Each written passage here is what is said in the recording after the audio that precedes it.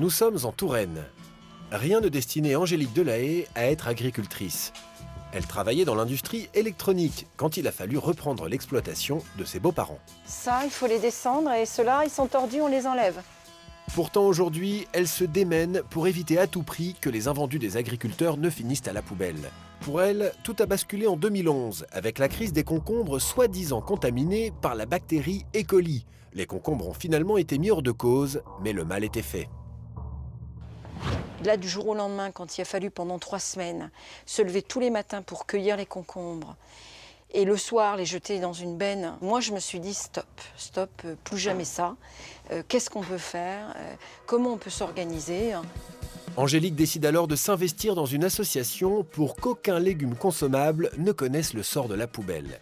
Désormais, elle est présidente de Solal pour Solidarité des producteurs agricoles et des filières alimentaires. Elle en est également la première donatrice, car régulièrement, elle se retrouve avec des produits invendables. Voilà, ça par exemple, typiquement, ça ne trouvera pas preneur sur le marché. Voilà. C'est mal foutu. Là, il est petit, mais quand il va prendre une forme de S. Donc ça, c'est un concombre qui n'ira pas sur le marché. Donc ça, c'est effectivement du produit qui est consommable. Il est bon, il a le même goût que les autres, sauf qu'il n'est pas droit. Voilà, et que ça passe pas bien dans les machines à faire les rondelles. Alors, concrètement, comment fonctionne Solal ?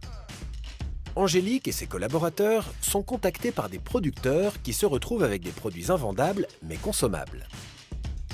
Voilà, dont de 50 tonnes de pommes de terre. 50 tonnes de pommes de terre qui, normalement, devraient finir à la poubelle, soit la consommation annuelle de 1400 foyers. Le rôle de Solal va être de leur trouver un débouché en les proposant aux associations de l'aide alimentaire. Solal est un facilitateur pour les producteurs, pour qui c'est à la limite plus facile de jeter que de donner, parce que donner génère des contraintes supplémentaires. Le producteur n'aura rien à faire, sauf à mettre à disposition sa marchandise. Ce sont les associations qui s'occuperont du transport et bien sûr de la distribution. À Reims, c'est le Secours populaire qui vient justement de bénéficier d'un don de 10 tonnes de pommes de terre grâce à Solal. Eh, ça dépotait. Ça dépote, hein.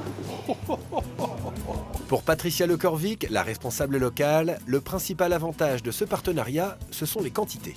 On a de plus en plus de personnes en difficulté qui viennent dans les permanences d'accueil du Secours populaire. Donc je pense que ça va nous permettre de répondre encore mieux à cette demande forte. Donc on espère qu'on aura assez pour faire un mois et demi à peu près, ce qui va nous permettre d'aider à peu près 1000 à 1200 familles donc sur Reims. Le deuxième avantage du partenariat avec Solal, c'est la nature des produits offerts. On va pouvoir avoir des compléments alimentaires, en particulier des fruits et légumes, qui vont nous permettre de rendre les libres services alimentaires équilibrés. Ce jour-là, les bénéficiaires sont ravis de repartir avec un stock de pommes de terre pour l'hiver. Des pommes de terre qui, sans Solal, auraient fini à la poubelle. C'est agréable de prendre des patates comme ça. Puis, je vous souhaite une bonne après-midi. Au revoir.